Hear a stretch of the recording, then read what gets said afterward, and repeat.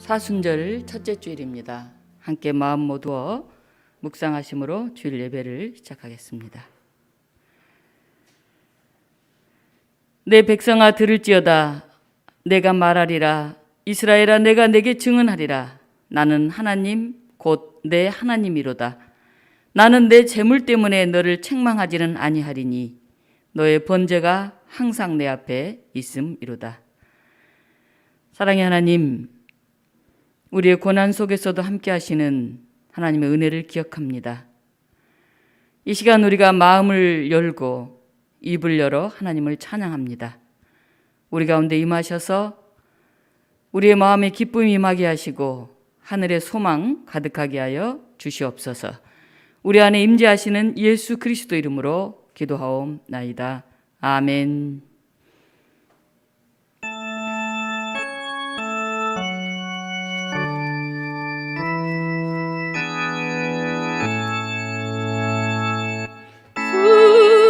성주와 성자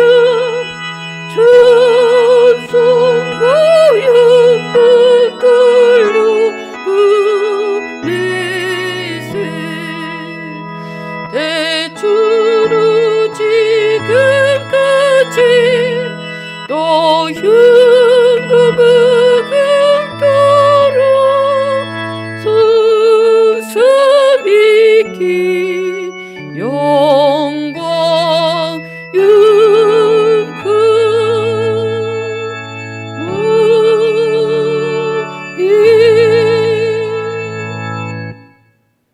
사도신경으로 우리의 신앙 고백하시겠습니다. 나는 전능하신 아버지 하나님 천지의 창조주를 믿습니다. 나는 그의 유일하신 아들 우리 주 예수 그리스도를 믿습니다. 그는 성령으로 잉태되어 동정녀 마리아에게서 나시고 본디오 빌라도에게 고난을 받아 십자가에 못 박혀 죽으시고 장사된 지 사흘 만에 죽은 자 가운데서 다시 살아나셨으며 하늘에 오르시어 전능하신 아버지 하나님 우편에 앉아 계시다가 거기로부터 살아있는 자와 죽은 자를 심판하러 오십니다.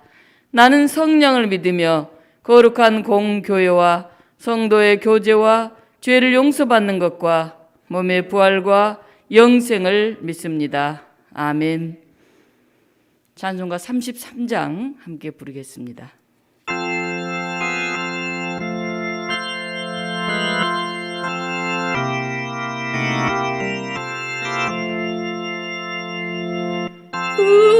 은금새로 죄를 물어 고난받은 그 모습 숨기고 오실 때에 만민 경배 흐르고 의기하기 되신 주께 열려 그들 들이시 의기왕이 되신 주께 열려 그들 들이시 우주 위에 계신 주께 열려가들 들이시 중구 천수 소리 높여 주를 찬송하도록 의기왕이 되신 주께 열려 그들 들이시 의기왕이 되신 주께 열려 그들 들이시 죄인들이 저러가며 거시고들 시원해 손도 들고 천사들은 주 이름 높이네 의기왕이 되신 주께 열려 그들 들이시 의기왕이 되신 주께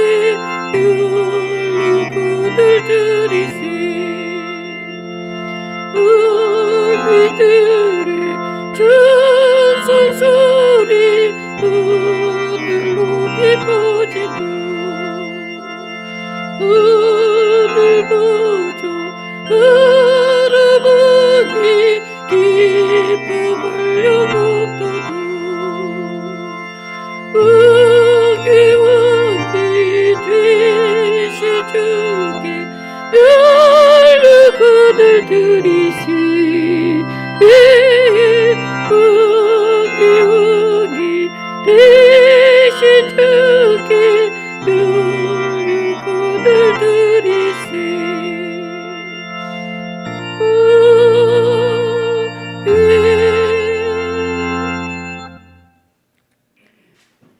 교독문 124번 사순절 첫 번째 교독을 우리가 함께 교독하겠습니다. 내 하나님이여, 내 하나님이여, 어찌 나를 버리셨나이까?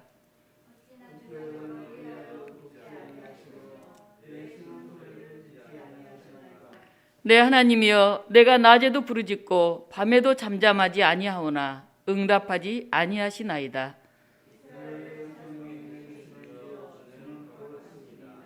우리 조상들이 주께 의뢰하고 의뢰하였으므로 그들을 건지셨나이다.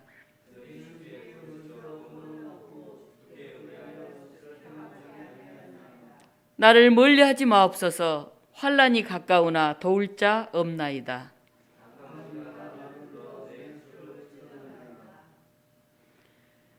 내가 내 모든 뼈를 셀 수 있나이다. 그들이 나를 주목하여 보고 내 겉옷을 나누며 속옷을 제비 뽑나이다.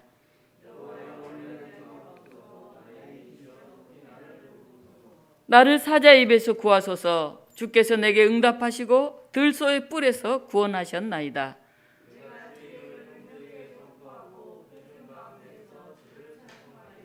여호와를 두려워하는 너희여, 그를 찬송할지어다.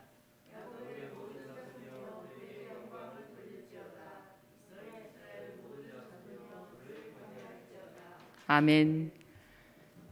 요한식 장로님께서 기도 인도하시겠습니다.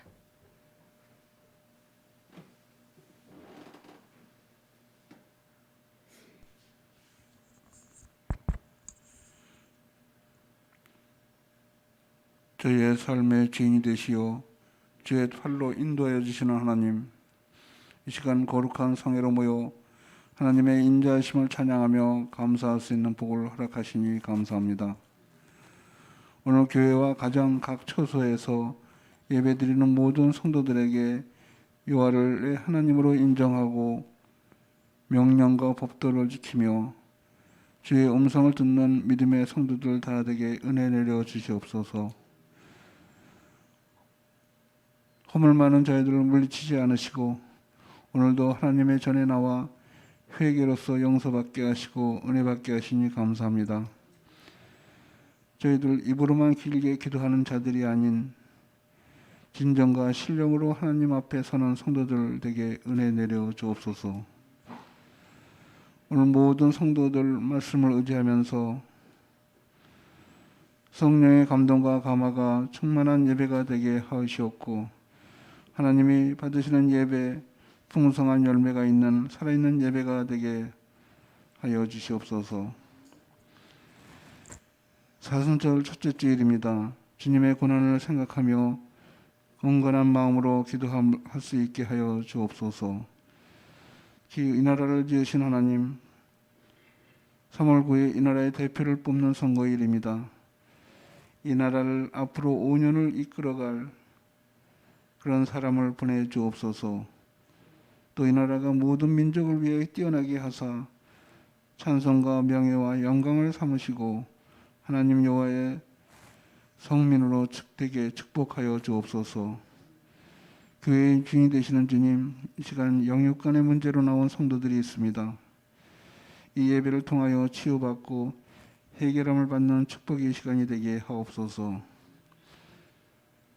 오늘 말씀을 증거하시는 목사님께 영육간의 강건함을 허락하시며 목사님의 가정과 삶의 터전 위에 하나님의 축복하심이 함께 되게 하여 주옵소서. 증거되는 말씀마다 능력이 있게 하셔서 우리의 마음에 평안을 주시옵소서. 하늘 아래 모든 민족과 나라 위에 평안과 안녕을 원하옵고 예수 그리스도 이름으로 기도드립니다. 아멘.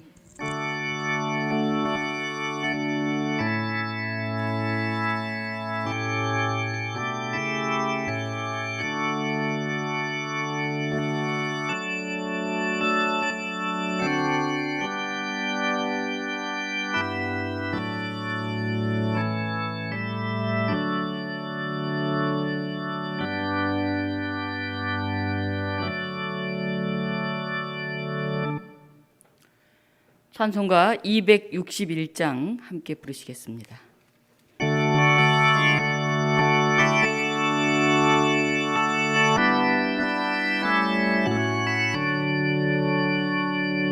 이 세상의 모든 죄를 밝히시는 주의 보혈,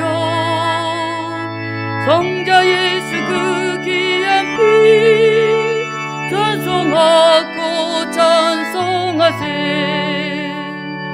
주님을 물리떠나 그 길을 잃고 헤맬 때에 나의 뒤를 따라와서 진리 구원하셨도다. 있는 그가다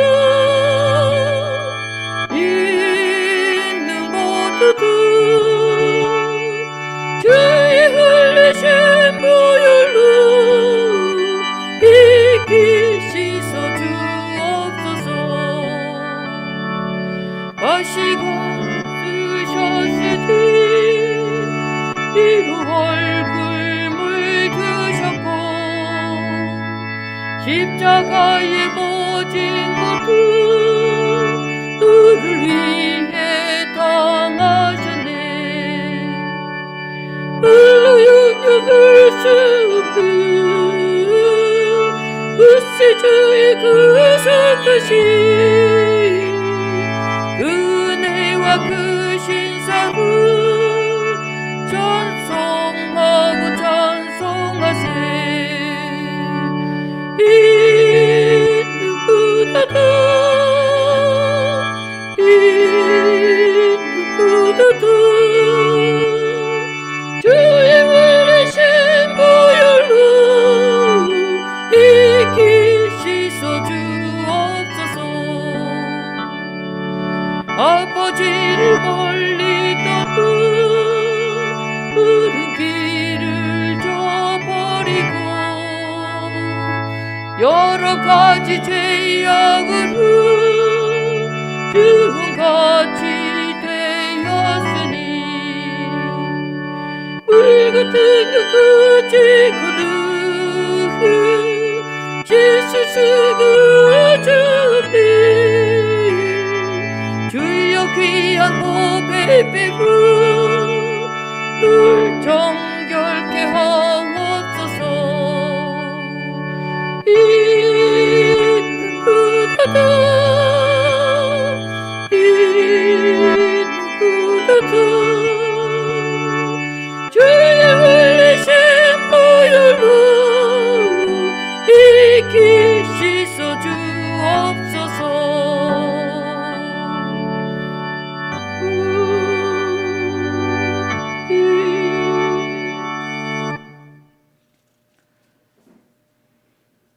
오늘 우리에게 주신 하나님의 말씀은 고린도후서 6장 1절로 10절 말씀입니다.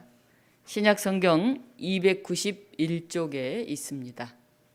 고린도후서 6장 1절부터 제가 봉독합니다. 우리가 하나님과 함께 일하는 자로서 너희를 권하노니 하나님의 은혜를 헛되이 받지 말라. 이르시되 내가 은혜 베풀 때 너에게 듣고 구원의 날에 너를 도왔다 하셨으니 보라 지금은 은혜 받을 만한 때요 보라 지금은 구원의 날이로다.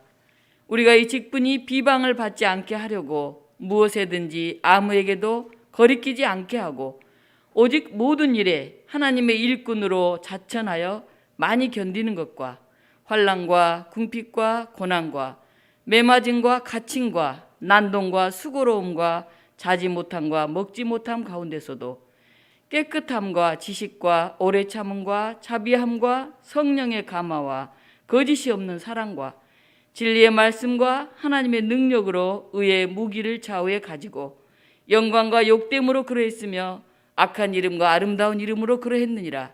우리는 속이는 자 같으나 참되고 무명한 자 같으나 유명한 자요 죽은 자 같으나 보라 우리가 살아있고 징계를 받는 자 같으나 죽임을 당하지 아니하고 근심하는 자 같으나 항상 기뻐하고 가난한 자 같으나 많은 사람을 부요하게 하고 아무것도 없는 자 같으나 모든 것을 가진 자로다. 아멘.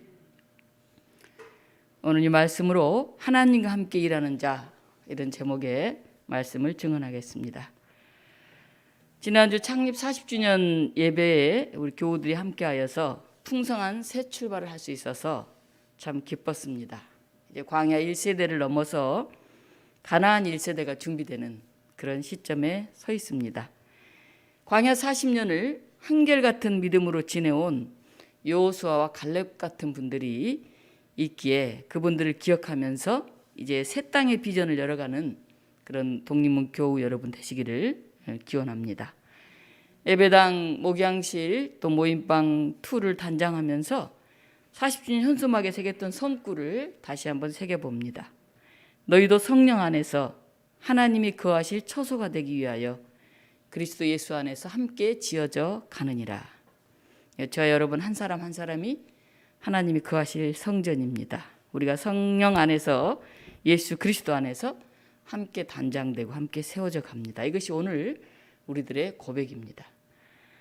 성령 안에서 예수 안에서 함께 세워져 가는 저와 여러분들 되시기를 간절히 바랍니다. 바울은 고린도 교회에 편지를 보내면서 말합니다. 우리가 하나님과 함께 일하는 자로서 너희를 권하노니 하나님의 은혜를 헛되이 받지 말라. 바울은 왜 하나님의 은혜를 헛되이 받지 말라 이렇게 말을 할까요? 은혜는 다 귀하게 받지 누가 헛되이 받을 사람이 있을까요? 오늘 여기 헛되이라는 말은 케노스라는 말로 비다, 결실이 없다, 목표에 도달하지 못하다 그런 뜻입니다. 은혜를 받는다고 받았는데 텅 비어 있고 정말 그 은혜에 풍성한 열매가 없고 그래서 하나님에게까지 도달하지 못하는 그런 은혜를 받았다고 하는 사람이 많다는 것입니다. 고린도 교회는 은사가 충만한 교회였습니다. 그래서 방언을 하는 사람이 많고 예언을 하는 사람도 많고 그 은사 받은 사람이 많으면 교회가 힘이 있고 좋을 것 같은데 오히려 예배 시간이 시끄러울 정도고 은혜 받지 못한 사람들이 은근히 무시를 당하고 또 받은 은혜를 자랑하는 그런 모습을 보였습니다. 바울이 고린도 교회 이런 이야기를 듣고 그 교우들을 향해서 하나님의 은혜를 헛되이 받지 말라 그렇게 말하고 있습니다. 오스카 와일드가 쓴 단편 소설이 있습니다. 그 내용은 예수님께 은혜를 받은 사람들이 그 뒤에 어떻게 사는지 그것을 추측해서 쓴 그런 소설입니다. 그런 소설에서 예수님이 과거에 은혜를 베푼 사람들이 어떻게 살고 있는지를 만나는 그런 이야기를 썼습니다. 어떤 곳에서 예수님이 알코올 중독자를 만났어요. 그런데 어디서 많이 본 사람이에요. 예수님 말했죠. 내가 당신을 본 일이 없습니까? 그랬더니 그 사람이 말했어. 있죠. 저는 원래 다리를 저는 사람이었습니다. 그런데 예수님이 고쳐주셔서 제가 건강해져 이렇게 걷고 있어요. 그런데 제가 저른발이었을 때는 이렇게도 저렇게도 이렇게 얻어먹고 살았는데 이제 멀쩡하게 걸어다니다 보니까 나를 도와주는 사람이 없어요. 그리고 누가 특별히 환영해 주지도 못해요. 또 특별히 제가 배운 것도 없고 그래서 이럭저럭 살면서 너무 속상해서 한 잔, 두 잔 하다 보니까 이렇게 알코올 중독자가 됐습니다. 그렇게 얘기를 했습니다. 예수님 또 조금 가다가 다른 사람을 만났어요. 이 사람은 창녀였습니다. 예수님이 말씀하셨어요. 아니, 나는 내가 창녀일 때 용서하고 구원했는데 너는 여전히 그 일을 하고 있느냐? 그렇게 물었어요. 그래서 이 사람이 말했습니다. 물론입니다. 예수님께 구원받고 저는 새 사람이 되었지요.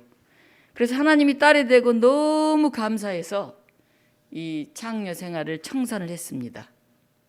그런데 저를 아무도 거들떠 봐주는 사람이 없고 갈 데도 없고 할 일도 없고 또 사람들이 나를 전적이 그랬다고 손가락질하고 무시하고 해서 더더군다나 무엇보다 외로워서 살 수가 없었습니다.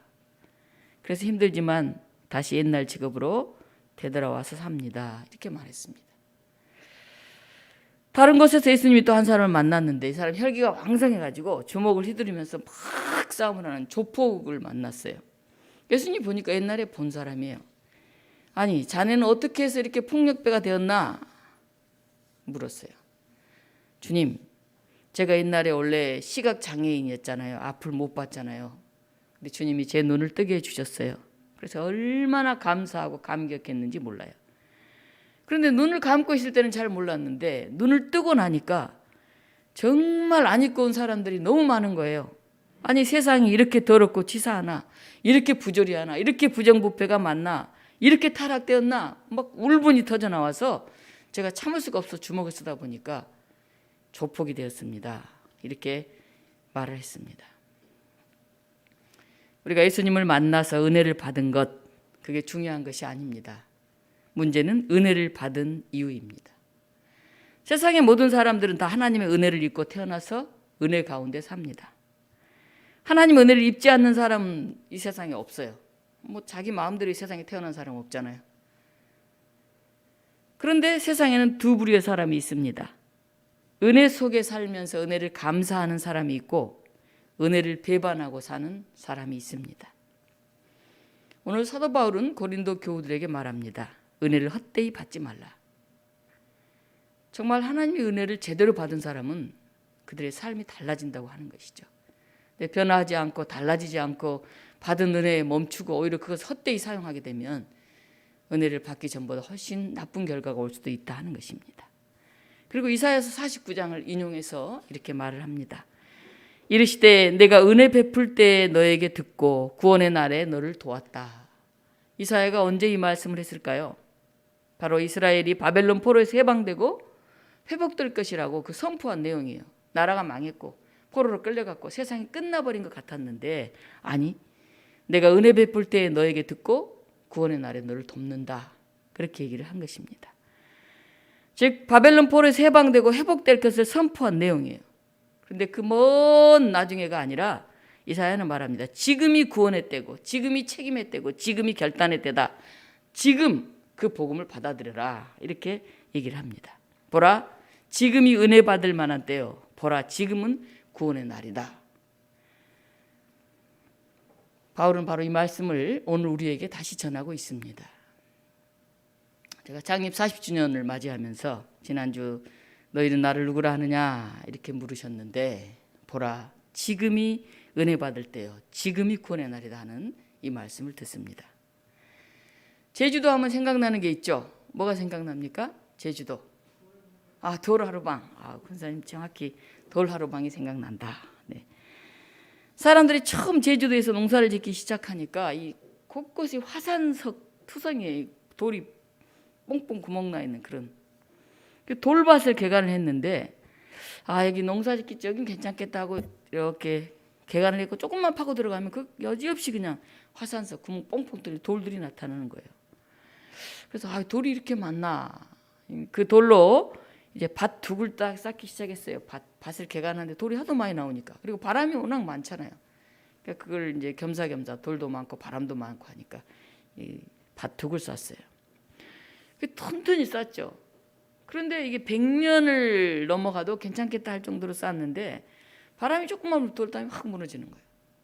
집을 짓고 집에도 돌담을 쌓아도 확 무너지는 거예요. 너무 높이 쌓아서 그러나 좀 낮게 쌓아보자 하고 좀 나트막하게 쌓았어요. 또 확 무너져요. 어떡할까 하다가 그래 이렇게 튼튼하게 돌담을 쌓고 막 뭘 세면을 바르고 이렇게 하지 말고 그대로 한번 쌓아보자 하고 구멍이 뻥뻥 뚫린 돌을 가지고 그대로 담을 쌓았어요. 그랬더니 바람이 슝 들어오니까 구멍으로 쑥 들어온 거예요. 안 무너지는 거예요. 오히려 튼튼하게 돌을 다 채워서 꽉 막아서 쌓으면 튼튼할 줄 알았는데 바람이 치면 확확 넘어가는데 구멍이 숭숭 뚫린 데로 쌓으니까 오히려 그게 무너지지 않는 거예요. 지금도 제주도에 가면 그 돌하루방 같이 생기니 구멍이 엉글 나 있는 그런 돌담이 쌓여 있죠. 곧 무너질 것 같은데 세찬 바람 속에도 끄떡이 없죠. 우리가 꽉 채우면 굉장히 단단할 것 같은데 그렇지 않아요. 우리 안에 우리가 채웠다고 하는 것들에 허술한 게 굉장히 많아요. 오히려 우리에게 비움이 필요합니다. 비움이. 이 기독교인들이 꼭 가져야 할 첫 번째 자세가 바로 비움입니다. 내 생각, 내가 받았다고 하는 내 은혜, 내 욕망, 내 자랑을 우리가 꽉 채우면 그게 훨씬 더 무너지기 쉽습니다. 그 안에 구멍들이 숭숭 뚫려야 돼요. 그래서 하나님의 은혜, 하나님의 뜻, 하나님의 나라가 내 안에 술술술 이렇게 들어올 수 있도록 그런 비움을 우리가 가져야 합니다. 우리 내 생각, 내 욕망, 내 자랑을 내려놓고 하나님 나라, 하나님의 의, 하나님의 뜻 그 길을 사모하는 게 바로 이 사순절입니다. 우리 사순절은 40일, 뭐 주일 빼고 뭐 다 하면 수요일부터 시작하니까 47일이니까 굉장히 길어요. 거의 한 달 반을 고난을 생각하면서 지내기는 사실 좀 어렵잖아요. 이 좋은 봄날에 지난 수요일부터인데 3월은 또 야외도 가고 바람도 쐬고 뭐 좋은 일을 해야 되는데 그 안에서도 주님이 걸으셨던 그 고난의 의미를 기억하고 사는 것이 이제 사순절입니다. 봄이 거의 가죠, 사실. 사순절, 3월, 4월 이렇게 지내다 보면 바울이 이렇게 말합니다. 우리가 하나님과 함께 일하는 자다. 바울은 자신을 새롭고 의로운 피조물로 만드시는 하나님의 은혜를 받은 자다. 거기에 그치지 않고 하나님의 동력자다. 함께 일하는 사람, 동력자라고 그러잖아요. 그렇게 고백을 합니다. 고린도전 3장 9절에는 이렇게 나옵니다. 우리는 하나님의 동력자들이요 너희는 하나님의 밭이요 하나님의 집이다. 우리가 하나님의 은혜를 받은 동력자가 가장 중요하게 해야 될 일이 뭘까요? 그것은 화해의 역할일 것입니다. 하나님과 사람을 연결해주고 사람과 사람 사이 뭐 잘난 척하고 뭐 많이 배운 척하고 많이 가진 척하고 은혜 받은 척했지만은 결국 우리가 하나님 안에 산 형제 자매인 것을 알게 하고 만들어가는 것, 그 역할일 거죠. 그래서 바울이 고린도 교우들에게 말합니다. 하나님의 은혜를 헛되이 받지 말라. 바로 지금이 은혜 받을 때다.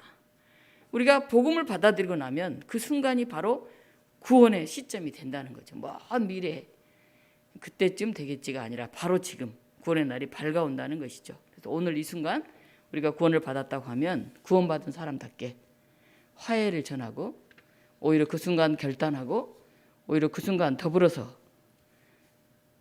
사랑의 공동체를 만들어 가야지 뭐 나는 이미 됐고 너는 나중에 될 거다 그렇게 생각하는 건 잘못된 거다 하는 것이죠. 오늘도 우리는 순간순간 결단을 요청받고 있습니다.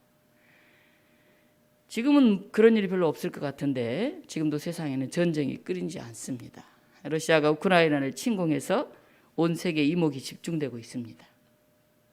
러시아는 왜 이렇게 비난을 각오하고 우크라이나를 침공해서 전쟁을 일으켰을까요? 러시아의 항구는 겨울이 되면 다 얼어버려요. 그래서 두꺼운 얼음을 깨고 항해하는 배를 만들어야 돼요. 그 쉐빙선이라고 그러는데 어마어마한 쉐빙선들을 러시아가 많이 가지고 있어요. 그런데 러시아가 유일하게 이용할 수 있는 곳 중에 하나가 바로 옆에 있는 우크라이나에 얼지 않는 부동항이 있어요. 물론 쉐빙선으로도 운영하지만 우크라이나를 통해서 그나마 얼지 않는 항구를 통해서 유럽으로 진출하곤 했죠. 우크라이나는 토지가 굉장히 비옥합니다. 그리고 러시아는 천연 자원을 많이 가지고 있잖아요. 천연 가스나 뭐 이런 거. 그걸 이제 독일을 비롯한 유럽으로 수출하는데 그 천연 가스가 지나가는 경로 파이프라인이 바로 우크라이나에 있어요. 거의 뭐 절반 가까이 있어요. 그러니 우크라이나는 굉장히 중요한 거죠. 러시아 입장에서는. 그런데 러시아가 이 나토에 가입하겠다고 최근에 이렇게 얘기를 했어요. 나토가 뭡니까? 북대서양 조약기구인데 2차 대전 후에 미국과 서유럽이 이 소련을 대응하기 위해서 만든 그런 조직이에요. 여기에 가입해 있으면 여기에 있는 한 나라를 침범하면 이 안에 있는 모든 나라가 다 대응할 수 있도록 그렇게 만든 거예요. 근데 우크라이나는 너무 소중한 러시아가 유럽으로 진출하는 천연가스도 지나가고 부동항도 있고 농업도 많고 그래서 너무너무 소중한 길목과 같은 곳인데 거기서 나토에 가입한다 그러니 러시아로서는 완전히 문이 닫히는 것 같은 굉장한 긴장이 되는 것이죠. 그래서 내전에 간섭하고 침공을 했습니다. 무력으로 작은 나라를 침공하는 것은 평화를 깨는 일이고 결코 인정받을 수는 없죠. 무력은 더 큰 무력을 불러오고 거기에 죽음이 오죠. 전 세계의 사람들이 지금 심지어는 러시아 안에서 사람들까지도 거기에 대해서 비판하는 그런 얘기들이 있습니다. 러시아는 우리 자국을 보호하기 위해서 우리도 어쩔 수 없다, 그런 얘기를 할 수도 있겠죠. 어제 신문을 보니까 러시아 군인이 우크라이나 민병대들이 사로잡혔어요. 근데 그 군인에게 빵도 주고 먹을 것도 주고 가족들하고 또 통화도 할 수 있도록 해줬어요. 그래서 안부도 전하게 하고 그 어머니에게 언제든지 당신 아들을 데려가도 좋습니다. 우리가 잘 보호하고 있습니다. 이렇게 얘기했다는 기사가 실린 것을 보았습니다. 푸틴이 새롭게 이제 좀 러시아, 소련의 힘을 좀 다시 회복해 보려고 애를 쓰는가 본데 힘과 대결과 갈등으로 평화가 이루어지는 것은 아니죠. 바울이 3절부터 이렇게 말합니다. 우리가 이 직분의 비방을 받지 않게 하려고 무엇에든지 아무에게든지 거리끼지 않게 하고 오직 모든 일에 하나님의 일꾼으로 자천하여, 이렇게 말합니다. 바울은 자기가 맡은 복음을 증거하고 사도의 직분을 개인의 일이 아닌 하나님의 일로 생각합니다. 우리의 행위가 비록 자기 자신을 위한 거든 우리 교회를 위한 거든 사람들에게 비방을 받는, 다른 사람에게 거리낌이 되는 그런 일을 나는 하려고 하지 않는다 하는 거죠. 우리는 코로나19 때문에 교회들이 모여서 예배드리고 수련회 가고 뭐 너무 많이 퍼져나가기도 해서 뭐 지나치게 이제 교회 탓으로 돌린 것도 있지만은 교회들이 사람들에게 비판을 많이 받았잖아요. 교회가 사회에 덕이 되고 그래야 되는데 자기들만을 위해서처럼 되느냐, 뭐 이런 비난을 많이 받았죠. 바울은 스스로 하나님의 일꾼이라고 자천을 합니다. 근데 내 직분이 하나님의 일꾼으로, 이 직분이 비방을 받아서는 안 된다고 말합니다. 이 비방이란 말은 개역 성경에는 회방이라고 번역됐는데 이 개역 개정의 비방으로 옮겼는데 회방이란 말이 더 넓은 뜻을 사실 품고 있어요. 실족할 계기, 범죄할 기회, 걸려 넘어짐, 이런 뜻이 있는데 내 하는 행동이 믿지 않는 사람들에게 걸려 넘어지거나 뭐 이렇게 되게 해서는 안 되겠다 하는 얘기를 하고 있는 것입니다. 그래서 바울은 우리의 인격, 우리의 생활 태도의 문제 때문에 복음이 전파되는 일에 방해를 받지 않도록 노력하겠다. 그래서 내가 힘들지만 고난을 달게 받겠다, 이렇게 얘기하고 9가지 고난의 목록을 열거합니다. 환난, 궁핍, 고난, 매맞음, 갇힘, 난동, 수고로움, 자지 못함, 먹지 못함, 이런 9가지 일을 복음을 위해서는 내가 기꺼이 감수하겠다고 고백을 합니다. 그리고 그는 신실함에 대해서 얘기합니다. 깨끗함, 지식, 오래 참음, 자비함, 성령의 감화, 거짓이 없는 사람, 진리의 말씀, 하나님의 능력, 의의 무기를 가지고 나는 하나님의 일꾼으로 스스로 일하겠다고 자기 자신이 자천을 합니다. 바울이 왜 이런 얘기를 할까요? 내가 하나님의 일꾼으로 일한다. 스스로 자기를 자천해요. 고린도 교회에 많은 유명한 사람들이 다녀갔어요. 큰 도시니까. 아마 베드로 같은 대사도도 다녀갔을 것 같습니다. 고린도 교인들이 이제 말합니다. 그래, 우리도 이제 은사를 많이 받았어. 그래서 알만한 건 다 알아. 근데 바울 당신 진짜 사도 맞아? 예수님과 같이 복음 전하러 다닌 적은 없잖아. 이렇게 이제 말합니다. 그래, 바울은 말이 좀 서툴러. 뭐 글은 잘 쓰는데 편지는 좋은데 좀 이렇게 설교 시간에 감동 감화시키는 발언도 그렇고 좀 말이 서투르지 않나? 웅변력이 없지 않나? 더더군다나 바울이 은혜 받은 사람이라 그러는데 왜 이렇게 고생해? 가는 데마다 왜 그렇게 어려움을 겪어? 그는 오히려 징계받은 사람 같아. 이렇게 바울을 비방을 하고 있습니다. 거기에 대해서 바울은 편지를 써보냅니다. 오직 모든 일에 하나님의 일꾼이다 하고 자기를 자천합니다. 그 하나님의 일꾼이기 때문에 내가 그러한 고난도 달게 받는다, 이렇게 얘기를 합니다. 모수 자천이라는 말이 있습니다. 모수가 스스로 자기를 추천했다 하는 뜻이에요. 다른 사람이 추천해 주지 않으니까 자기가 자기를 추천한다는 얘기죠. 사기에 나오는 말인데요. 중국 진나라가 조나라의 수도를 공격을 했습니다. 그래서 조나라가 이제 굉장히 위험해졌죠. 조나라의 평원군이 초나라의 구원군을 요청하려고 합니다. 그래서 문무를 갖춘 사람 20명을 뽑아가지고 초나라에 가서 그걸 설득을 이제 하려고 그래요. 사람들을 다 뽑다 보니까 19명이 됐어요. 한 자리가 남았어요. 근데 마땅히 한 사람 뽑기가 참 여의치가 않아요. 그때 모수가 스스로 제가 거기 가겠습니다 하고 자기를 이제 추천을 한 거죠. 그래서 평원군이 이렇게 말합니다. 뛰어난 인물은 송곳이 부대 자료에 있는 것 같이 끝이 밖으로 이렇게 삐쳐나온다. 가만히 있어도 다 그 뛰어남이 드러나게 돼 있다. 그런데 그대는 내 밑에 3년이나 있었는데 당신 이름을 들어보지도 못했다. 그러는 거예요. 모수가 말해요. 저를 뽑아주시면 제가 손과 끝만이 아닌 그 자루까지도 보여드릴 것입니다. 그렇게 얘기를 합니다. 그래, 그럼 한번 같이 가자. 그래서 모수를 데리고 20명을 채워가지고 그곳으로 떠납니다. 다른 19명이 야, 저 사람 진짜 웃기네. 자기가 자기를 추천하고 뭐가 어때 하고 굉장히 비웃었지만은 막상 초나라에 가니까 정말 모수가 너무나 설득력 있게 얘기를 해서 협상을 잘 이끌어내는 그 협상의 주인공이 됩니다. 다시 돌아오면서 평원군이 그런 얘기를 합니다. 내 다시는 선비의 그런 관상이나 드러나 있는 이런 걸 보고 이제 판단하지 않겠다. 내 곁에 당신을 두고도 내가 제대로 알아보지 못했구나. 이 모 선생의 세치의 혀는 100만의 군사보다도 낫다. 이렇게 더없이 칭찬을 하면서 모수를 상객으로 이렇게 모셨다는 그런 이야기가 있습니다. 오늘 바울이 자기를 하나님의 일꾼으로 천거를 합니다. 자신을 비난하는 그런 고린도 교우들에게 말하고 그리고 나서 이런 고백을 합니다. 제가 참 좋아하는 그런 구절인데요. 같이 한번 읽어볼까요? 우리 8절에서부터 10절 말씀입니다. 영광과 욕됨으로 그러했으며 악한 이름과 아름다운 이름으로 그러했느니라. 우리는 속이는 자 같으나 참되고 무명한 자 같으나 유명한 자요 죽은 자 같으나 보라 우리가 살아있고 징계를 받는 자 같으나 죽임을 당하지 아니하고 근심하는 자 같으나 항상 기뻐하고 가난한 자 같으나 많은 사람을 부유하게 하고 아무것도 없는 자 같으나 모든 것을 가진 자로다. 아멘. 모든 것을 가진 자다. 바울은 역설의 은혜를 말하고 있습니다. 자신이 당하는 극심한 고난을 빌미로 사람들이 신앙과 믿음을 공격하고 있는데 그게 아주 담대하게 말하죠. 하나님의 은혜가 지금도 변함없이 우리에게 임하고 있습니다. 나는 하나님의 일꾼이 되어 충성을 다하고 있습니다. 그 결과 나에게 당하는 고난도 내가 달게 받고 있습니다. 그렇게 말합니다. 오늘 좀 우리가 어려운 내용 중에 하나는 이 8절 말씀인데요.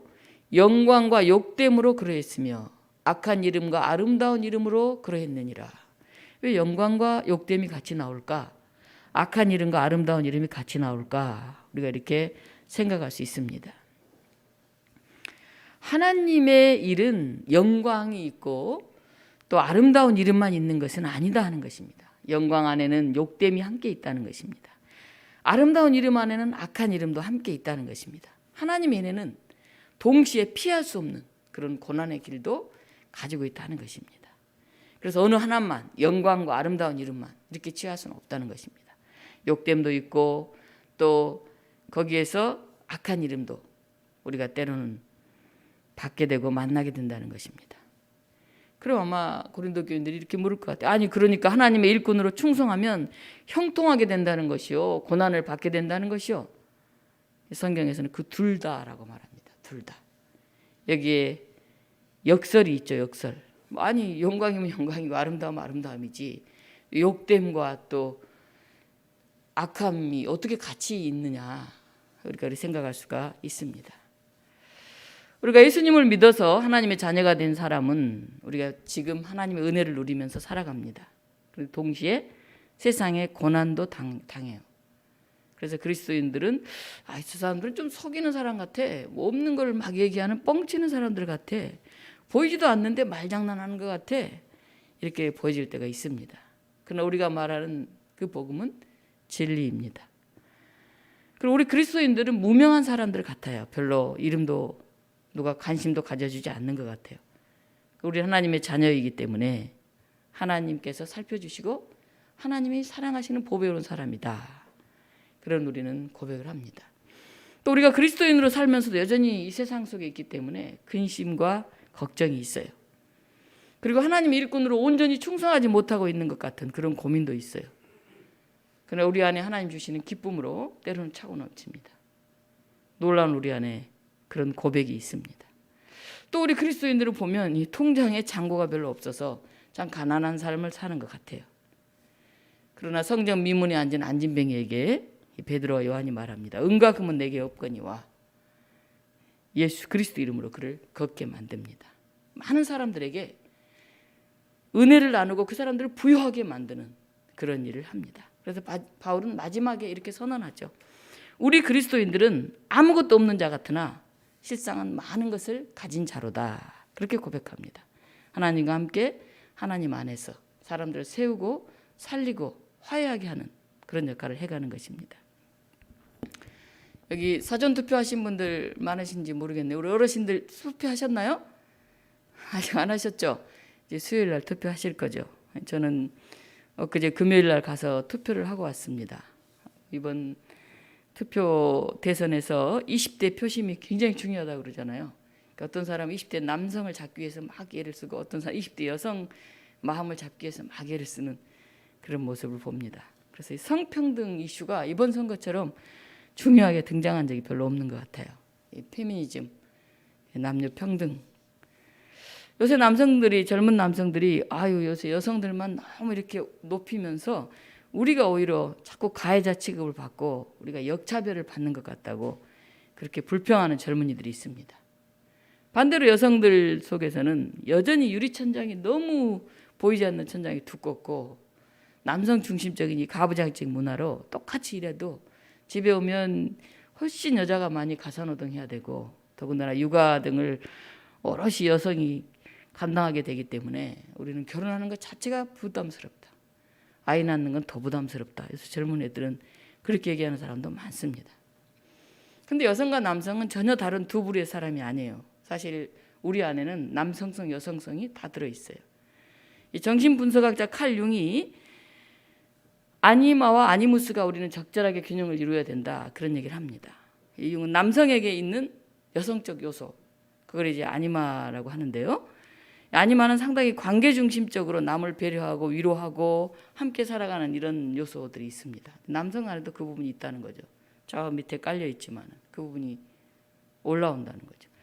반대로 이 여성에게도 있는 남성적 요소를 아니무스라고 불렀는데 이 목적 중심적으로 다른 것을 생각하고 일을 과감하게 추진해 나가는 이런 이제 부분들 여러 내용이 있지만 간단히 설명하면 그렇습니다.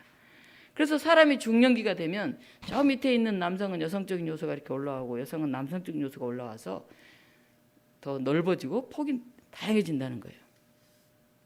그래서 남성이든 여성이든 남성은 이렇다 여성이 이렇다가 아니라 우리 안에 이 두 가지 요소들이 고루 조화를 이루면서 올바른 인격을 바탕으로 우리가 세워 나가야 된다는 거죠. 그러니까 남성은 이렇다 여성은 이렇다 이렇게 비교해서 서로를 나눌 수 있는 게 아니라는 거죠. 우리가 서로에 대한 존중과 배려, 기득권을 내려놓는 그런 마음이 있을 때 함께 기쁘게 일할 수 있죠. 꼭 남녀의 문제만 아닙니다. 우리 교회에서도 그래요. 우리가 가진 기득권들이 있잖아요. 한국교회의 기득권이라고 하면 목사, 장로, 특히 당회 거기에 많은 권력이 집중돼 있죠. 그래서 다양한 여성이라든지 젊은이, 청년자 이런 그룹들이 함께 의견을 수렴해갈 구조가 되지 못하죠. 노예 가도 그렇고 총회 가면 더 그렇고. 그래서 자기가 가진 기득권을 내려놓는 운동 그런 걸 해야 됩니다. 쉽지 않잖아요. 그걸 결정하는 사람들이 다 그 힘이 있는 사람들이 결정하잖아요.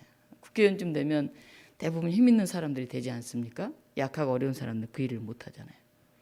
그래서 우리가 이미 먼저 가진 걸 어떻게 내려놓을까? 내가 건강을 가지고 있다면 약한 사람을 어떻게 나눌까? 돈을 더 가지고 있다면 어떻게 서로 나눌까? 내가 젊다면 젊은 열정을 어떻게 나눌까? 나이 들었다면 온숙한 나의 지혜를 어떻게 나눌까? 우리가 늘 그 생각을 해야 되죠. 바울은 고백합니다. 우리는 하나님과 함께 일하는 자다. 그렇게 고백합니다. 우리는 무명한 자 같지만은 유명하고 근심하는 자 같지만은 항상 기뻐하고 가난한 자 같지만은 많은 사람을 부욕해 한다. 아무것도 우리가 없는 것 같지만 실상은 모든 걸 가진 사람이다. 그렇게 고백을 합니다. 오늘 우리에게 이 고백이 있었으면 좋겠습니다. 사람들이 뭐라 하든 고린도 교인들이 아무리 손가락질하고 비방을 하든 바울 안에 이 담대함이 있었기 때문에 우리는 하나님과 함께 일하는 자다. 스스로 하나님 일꾼으로 자기를 청구할 수 있는 그런 그 안에 누구도 흔들 수 없는 그런 확신과 든든함이 있었기 때문에 바울은 그 길을 갈 수 있었습니다. 창립 40주년을 맞이하면서 죽음의 문화인 코로나로 가득한 상황에서도 여전히 봄이 왔습니다. 우리는 하나님과 함께 일하는 사람이라고 우리를 스스로 자천하면서 보라 지금은 은혜 받을 만한 때다. 그리고 외치는 우리 독립문 교우 여러분들 되시기를 간절히 축원합니다. 사랑의 하나님, 정말 우리는 이름 없는 사람 같고 걱정이 많은 사람 같고 가진 것 없는 가난한 사람 같지만은 우리는 유명하고 기뻐하고 많은 사람을 부욕해 하며 모든 것을 가진 사람입니다. 이 고백이 오늘 우리의 고백이 되게 하여 주시옵소서. 보라 지금은 은혜 받을 만한 때다. 우리가 외칠 수 있게 하여 주시옵소서. 오늘 우리 가운데 임하셔서 저희를 하나님의 사람 삼으시고 우리를 통해서 놀라운 일을 이루어 가시는 예수 그리스도 이름으로 감사하며 기도하옵나이다. 아멘. 함께 우리 말씀송 부르도록 하겠습니다.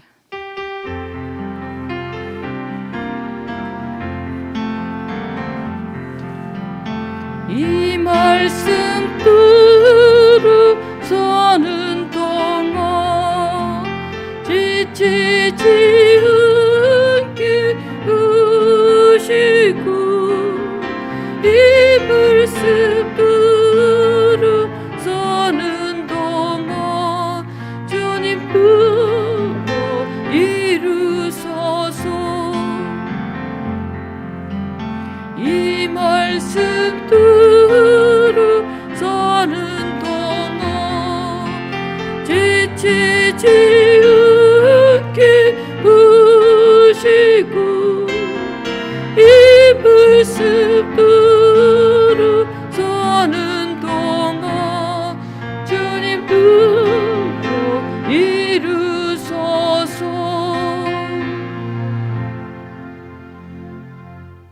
아멘. 찬송 595장 함께 부르시면서 준비하신 봉은 들으시겠습니다.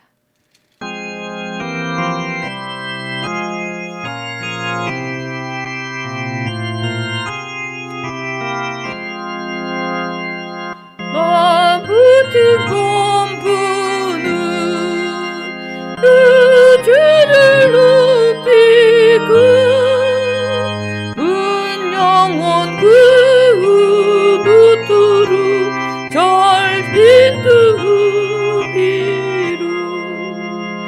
부르신 붙들어 이 형제 섬기며 우주의 뜻을 따라서 네 정성들이 주피 붙으니 주님께 하시고 이후에 주님 비울고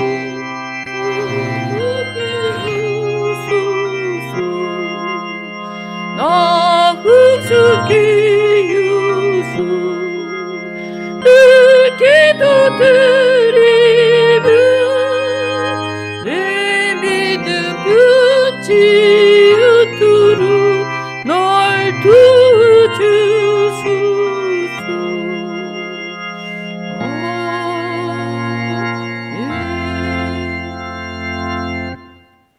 이 시간 알림과 교제 시간입니다. 우리 3월 이제 봄이 왔습니다. 확실히 봄이 오니까 날이 따뜻해진 것 같아요.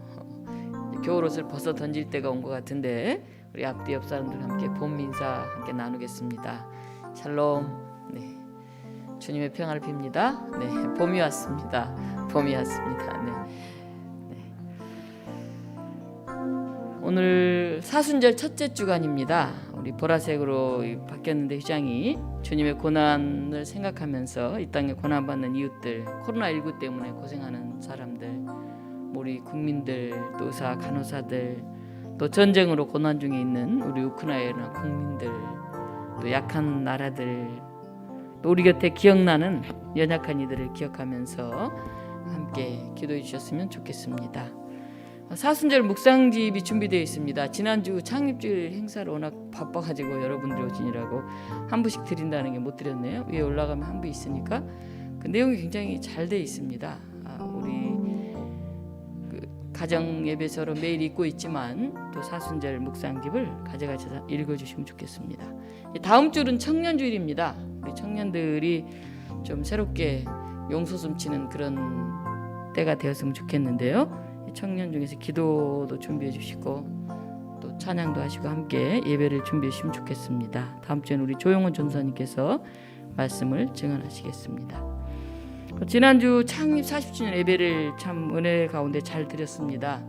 원래 행사는 9월 한 셋째 주 18일쯤 해야 되겠다 하고 예정하고 있습니다. 그때까지 교회 40년사가 잘 나왔으면 좋겠는데 이런 일들을 위해서 여러분 함께 기도해 주시고, 특히 교회 단장하느라고 애쓰신 우리 장로님 전도사님 비롯해서 청년들 수고 많이 하셨는데 격려해 주시고 기도해 주셨으면 좋겠습니다. 대통령 선거가 이번 수요일입니다. 한 분도 빠지지 마시고 꼭 가셔서 여러분의 귀중한 한 표를 잘 행사하셨으면 좋겠습니다.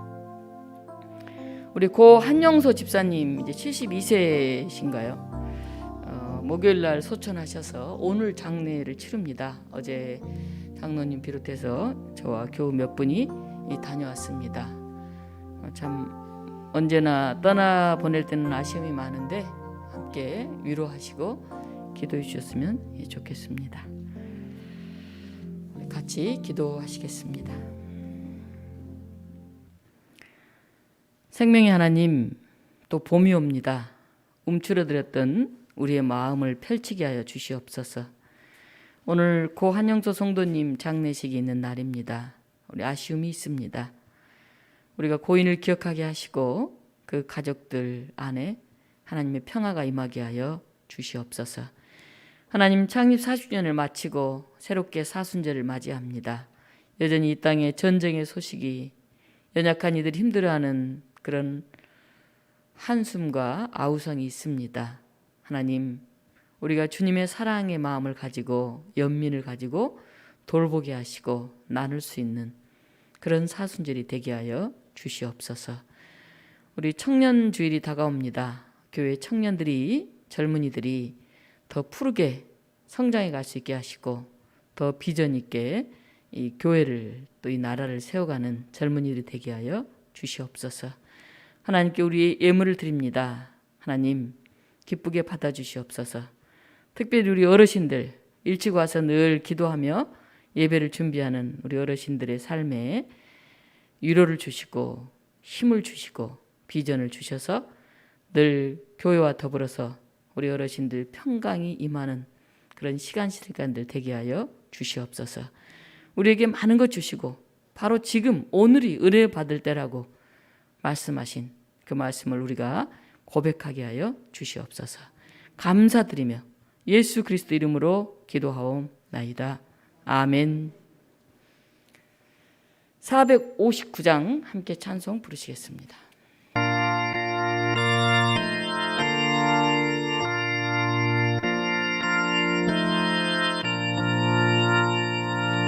누가 주를 들어 섬기는가?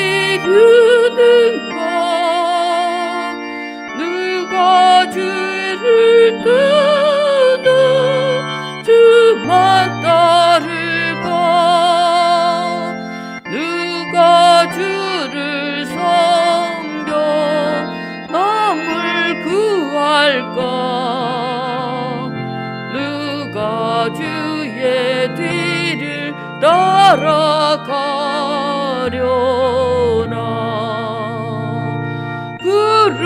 부르심을 받아 주의 은혜로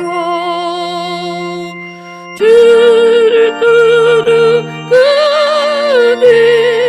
주 따르니 세상 연극이에 다른 분이요 그 신사로 인해 주만 따르고 주가 내려주신 은혜 힘입어 주의 뒤를 따라 따라 힘써 일하네. 부르심을 받아 주의 은혜로 주를 따르니 주를 따르니 월남 기쁨 받고 원수 그으로 주의 용수도 이미 강하니 누가 능히 이겨 넘어뜨리랴. 변함없는 진리 승리하리라. 기쁜 찬송하며 주의 은혜로 주를 따르니 주를 따르니.